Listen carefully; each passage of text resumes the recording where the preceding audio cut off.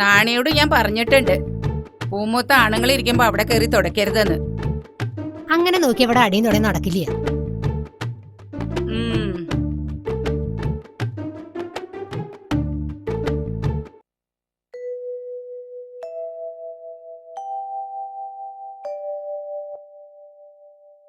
എന്താ ചാത്ത എത്തി നോക്കണേ? ഇങ്ങോട്ട് കേറി വരൂ. വേണ്ട വേണ്ട, അവിടെ നിന്നാ മതി. കോരഞ്ചക്കം പനിച്ചു കിടക്ക. പാടത്ത് അടിയം പണിതോളാം. ഉവ്വേ 19 വയസ്സായ ആളാ, പണിയാൻ വന്നിരിക്കണു. വയസ്സൊന്നും തമ്പ്രാട്ടി നോക്കണ്ട, ആടിയനൊരു കുഴപ്പമില്ല. എന്നാ പാടത്തേക്ക് ചെല്ലുക. എന്താ അങ്ങനെ കടന്ന് പരുങ്ങണത്? കോരഞ്ചക്കനെ വൈദ്യരെടുത്ത് കാണിക്കണമെന്നാ എല്ലാരും പറയണത്.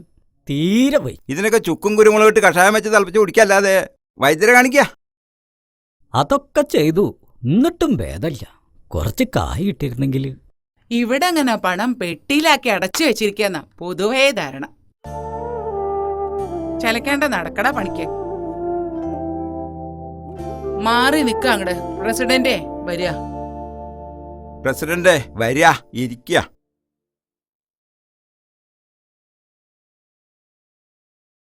ഇരിക്കുക. ഇത്തിരി സംഭാരം എടുത്തോളൂ.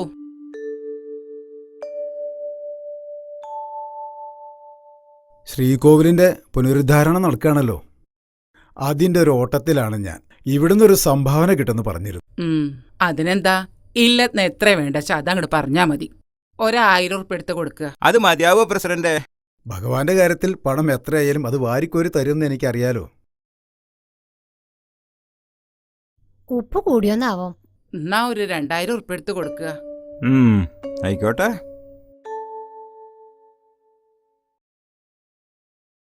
ദാനം സന്തോഷമായി തന്നെ സ്വീകരിക്കണമെന്നാണല്ലോ പ്രമാണം.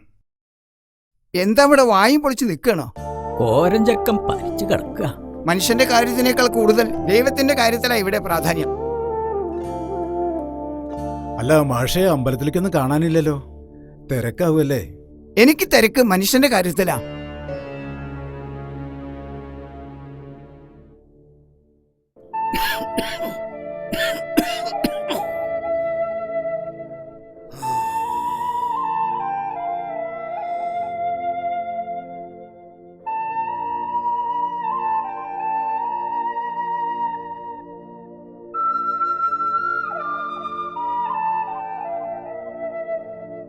ദേവരെ, തീ പോലെ പൊള്ള പനിയാണല്ലോ, എന്നിട്ടാ പണിക്ക് പോണത്?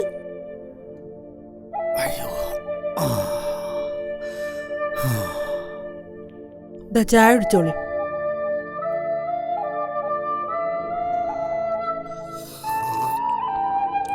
സാരല്ല, പണിക്ക് പോയില്ലെങ്കിൽ പാടത്തെ പണി അവിടെ കിടക്കും. പണി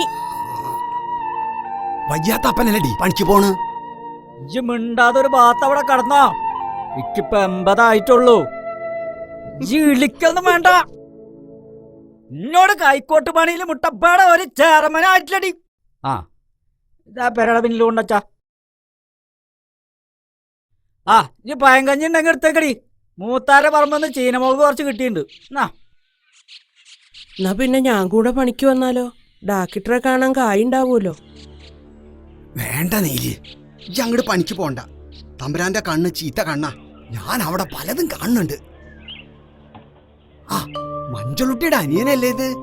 എന്താപ്പോ മൂത്താരുട്ടി ഈ വഴിക്കൊക്കെ ആവോ? അമ്മാവ എന്നെ അങ്ങനെ വിളിക്കല്ലേ, എനിക്കൊരു പേരുണ്ട്, രാമൻകുട്ടി. ഇത് മാഷ് തന്നയച്ചതാ.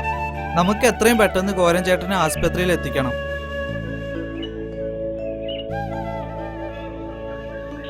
കുട്ടിയെ, ഇക്ക് പണിക്ക് പോവാൻ നേരായി. അമ്മാവ, ഇത്രയും കാലം നിങ്ങൾ തമ്പ്രാക്കന്മാർക്ക് വേണ്ടി അധ്വാനിച്ചു.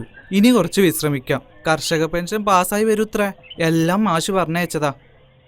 അപ്പ മാഷ് പറഞ്ഞാ പിന്നെ അതിനൊരു എതിർവാക്കില്ല. നിങ്ങൾ ഇനി പണിക്ക് പോണ്ട.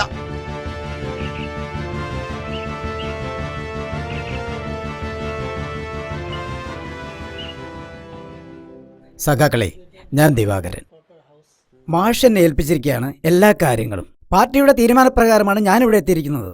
ഇനി നിങ്ങളുടെ എല്ലാ പ്രവർത്തനങ്ങൾക്കും ഞാൻ നിങ്ങളുടെ കൂടെ ഉണ്ടാവും. കോളനിയിൽ ഒരാഴ്ചയായി പട്ടിണിയിലാ പലരും. കൂലി പോരാന്ന് പറഞ്ഞപ്പോ പണി നിർത്തിക്കൊള്ളാനാ തമ്പുരാൻ പറഞ്ഞത്. ഇങ്ങനെ പോയ നമ്മൾ വിളിച്ച പലരും വരാണ്ടാവും. കുറഞ്ഞ കൂലിക്ക് പണിയെടുക്കാൻ കോളനി ആൾക്കാരുണ്ട്. പഠിച്ചത് മതി, അച്ഛൻ പണിക്ക് പോയി തുടങ്ങാനാ പറഞ്ഞത്. അച്ഛൻ വയ്യാണ്ട കടപ്പില. ബാലകൃഷ്ണ, പഠിക്കണ കാലത്ത് പഠിക്കണം. നിനക്ക് എന്ത് സഹായത്തിനും ഞങ്ങളുണ്ടാ കൂടെ. അതെ, കാര്യങ്ങളെല്ലാം മാഷ് എന്നോട് പറഞ്ഞിട്ടുണ്ട്. പണിയെടുത്ത അധ്വാനത്തിന് ന്യായമായ കൂലി നമുക്ക് വേണം. പിന്നെ കോളനിയിലെ എല്ലാ കുട്ടികളും സ്കൂളിൽ പോകണം. ഇവരുമായി കൂട്ടുകൂട്ടരെന്ന വീട്ടിൽ നിന്ന് പറയാറില്ലേ? കോളനിയിൽ നിന്ന് പലരും രഹസ്യമായി വീട്ടിൽ നിന്ന് പോവാറുണ്ട്. ഇത് ഗോപി. ചുരുക്കി പറഞ്ഞ നമ്മുടെ എതിരാളി കാര്യസ്ഥന്റെ മോനാ. ഇപ്പം നമ്മുടെ കൂടെ. നല്ലത്. നല്ലതിനെ തിരിച്ചറിയാനുള്ള വിവേകബുദ്ധിയുള്ള നിന്നെപ്പോലുള്ള കുട്ടികളാണ് ഇനിയും നമുക്ക് വേണ്ടത്. അടുത്ത ദിവസം ഞാൻ കോളനിയിൽ വരുന്നുണ്ട്. അന്ന് എല്ലാവരെയും കാണാം. കുട്ടിക്ക് പേടിയാണെങ്കിൽ നീലി പറഞ്ഞോളാം. അതൊന്നും വേണ്ട, മാഷ് സമ്മതിക്കില്ല. ഞങ്ങൾ തമ്മിൽ വയസ്സിന്റെ കാര്യത്തിൽ ഒരുപാട് ഡിഫറൻസ് ഉണ്ട്. അതെന്താ? നീൽ ചേച്ചി എന്നേക്കാൾ ഒരുപാട് പ്രായം കൂടുതലാണ്. മാഷ്ക്ക് കുട്ടിയെ ഇഷ്ടാണെന്ന് എന്റെ ഭർത്താവിനോട് പറയണത് ഞാൻ കേട്ടിരിക്കണ്. അങ്ങനെയാണെങ്കിൽ എനിക്കൊരാഗ്രഹം കൂടി ഉണ്ട്. എന്താ? ഏതെങ്കിലും ഒരു ഭഗവതിയുടെ മുന്നിൽ വെച്ചായിരിക്കണം എന്റെ കഴുത്തിൽ മാലയിടുന്നത്. അത് നടന്നു തന്നെ. ഞങ്ങളുടെ പാർട്ടിയും കൊടിയായിട്ട് നടക്കണ ആളാ ദൈവത്തിന്റെ മുന്നിലേക്ക് വരുന്നത്. അമ്പലം എന്താ ദൈവം എന്താന്ന് അറിയാത്ത ആളോടാ. വേണ്ട, എന്നാ പിന്നെ എനിക്കും വാശിയാ.